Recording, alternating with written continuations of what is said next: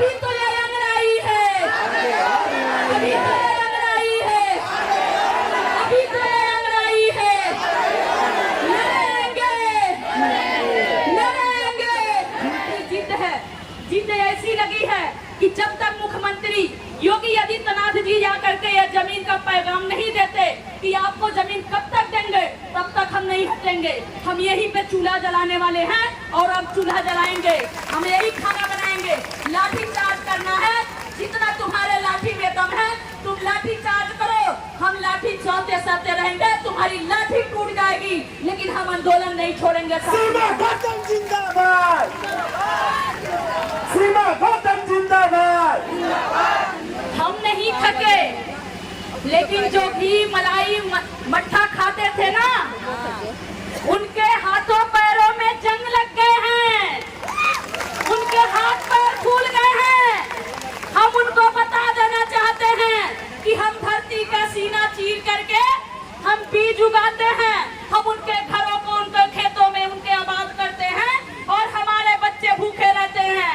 हम तो एक दिन नहीं, हम 2 दिन तक टिकने वाले हैं, लेकिन आप बताओ आपका क्या होगा साहब? आप कैसे रहोगे? वो पिज्जा को क्या करोगे? वो मलाई को क्या करोगे? हम तो हमें आदत पड़ गई है, हमें भूखे रहने की आदत है, लेकिन आप कैसे जिंदा रहोगे ये बता दो हमें। साथियों, जमीन का मुद्दा जो है, मैं आप सभी लोगों के बीच में ये बताती आई हूँ कि जब अमीरों की गाड़ी दौड़ाने के लिए लाखों एकड़ जमीन खरीद करके हजारों करोड़ रुपया लगा करके आप अमीरों की गाड़ी दौड़ाने के लिए 4 लेन बना सकते हो, 6 लेन बना सकते हो, तो हम गरीबों के मान सम्मान के लिए, हमारे बच्चों के भविष्य के लिए 1 एकड़ जमीन क्यों नहीं दे सकते? साथियों, तेलंगाना सरकार ने 3-3 एकड़ जमीन दिया है, आंध्र प्रदेश ने 3-3 एकड़ जमीन दिया है, लेकिन कहते हैं साथियों हमें शिकायत गैरों से नहीं है, हमें तो अपनों ने लूटा है। जिनको हमने वोट देते आए उन्होंने हमारे साथ गद्दारी किया है। अब सबक सिखाने की बारी आ गई है साथियों, अब सबक सिखाने की बारी आ गई है। आप बताइए, सुबह से इतनी देर तक आप अपने आंदोलन के लिए, अपने अधिकार के लिए आप यहाँ पे खड़ी हैं, लेकिन जिसको आपने वोट दिया वो गद्दार कहाँ छुपा हुआ है? वो नालायक लोग कहाँ छुपे हुए हैं? वो जब वोट आएगा तब वो कहेंगे, वोट का समय आएगा तो कहेंगे हम तुम्हारा बेटा है, हम तुम्हारे भाई हैं। आज वो भाई कहाँ है नालायक? आज वो भाई गद्दार कहाँ छुपा हुआ है? आज वो सरकार के तलवे चाटने वाले लोग, वो सरकार की दलाली करने वाले लोग आज कहाँ पे हैं?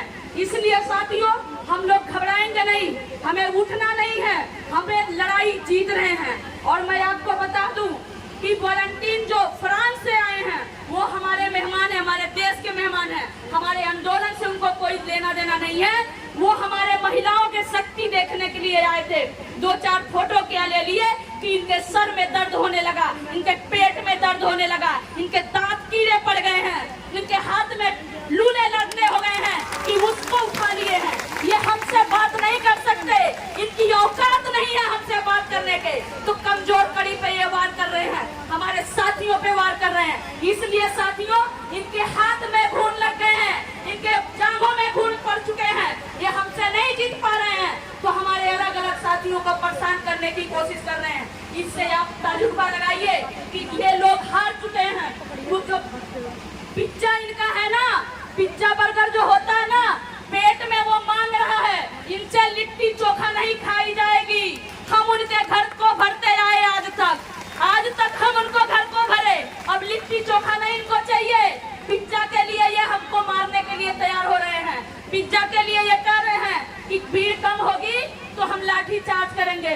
आप बताइए, क्या आप घर जाना चाहती हैं? नहीं। आप लोग घर जाना चाहती हैं? जिंदगी झूठ घूट को तो हम मर ही रहे हैं, हर दिन मर रहे हैं, हर घंटे मरते हैं। कोरोना जैसे महामारी में आप बताइए ना कि ये पुलिसकर्मी के बेटा था, किसी विधायक का बेटा था, किसी मंत्री का बेटा था, वो हमारे और आपके घरों का बेटा भाई बाप था।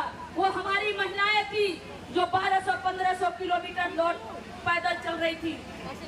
इसलिए साथियों, जरूरत उनको नहीं है, जरूरत हमें है, हमें लड़ना ही पड़ेगा, हमें अड़ना ही पड़ेगा। और मैं आपको कह दूं कि ये चिंगारी नहीं, ये आग लग गई है और ये मनुवादी विचारधारा के लोगों को जंगल को जला के राख कर देगी साथियों। ये हम जमीन तब तक नहीं हटेंगे यहाँ से जब तक जमीन नहीं मिलेगी। और मैं आपको एक बात और बता दूं, अब कमिश्नर साहब सुबह से शाम हो गया, आने तक के उनके टाइम नहीं है। क्यों? क्योंकि उनको गरीबों से बदबू आ रही है, हमारे टैक्स से, हमारे पसीने से उनको तनख्वाह मिलता है और वो हमारे बीच में आने से कतरा रहे हैं। आप सोचिए कि ये अंधी बहरी सरकार ने, ये अंधी बहरी सरकार की गुलामी करने वाले अफसर आजकल पैदा हो गए हैं, तो हमारे साथ क्या हो सकता है? हमारी बात कहीं सुनी जाएगी? हम इनसे, हमारे सेवक हैं ये तनख्वाह लेते हैं हमारी बात सुनने के लिए, लेकिन आप देखिए सुबह से शाम हो गया, उनके पास समय नहीं है साथियों। इसलिए आप सभी लोगों से मैं कहना चाह रही हूँ साथियों कि अब तो हमारी जिद है, जिद ऐसी लगी है कि जब तक मुख्यमंत्री योगी आदित्यनाथ जी जाकर के यह जमीन का पैगाम नहीं देते कि आपको जमीन कब तक देंगे, तब तक हम नहीं हटेंगे। हम यहीं पे चूल्हा जलाने वाले हैं और अब चूल्हा जलाएंगे, हम यही खाना बनाएंगे। लाठी चार्ज करना है, जितना तुम्हारे लाठी में दम है तुम लाठी चार्ज करो, हम लाठी चलते चलते रहेंगे, तुम्हारी लाठी टूट जाएगी लेकिन हम आंदोलन नहीं छोड़ेंगे। सीमा गौतम जिंदाबाद, सीमा गौतम जिंदाबाद। साथियों, मैं प्रशासन के लोगों से बताना चाह रही हूँ कि आपके लाठियों में दम नहीं है, आपकी लाठियां टूट जाएंगी लेकिन हमारी माँ बहनें भाई यहाँ से हटने वाले नहीं हैं। आप जो सोच रहे हैं, आप जो सोच करके रखे हैं, जो प्लानिंग कर चुके हैं, उससे आगे हम भी सोच चुके हैं। हम भी सर पे कफन बांध करके आए हैं, गोली चलाएंगे तो हंसते हंसते गोली खाने के लिए भी तैयार हैं। अगर आप बताइए कि आप हमारे साथियों के साथ, क्या आप जनता के सेवक हैं? क्या आप गोली खाने के लिए तैयार हैं? आप नहीं तैयार हैं। मैं प्रशासन के लोगों से कहना चाह रही हूँ, जो गोलियों की धमकी दे रहे हैं, गाड़ियों लाठियों की धमकी दे रहे हैं, क्या वो लाठी खाने के लिए तैयार हैं?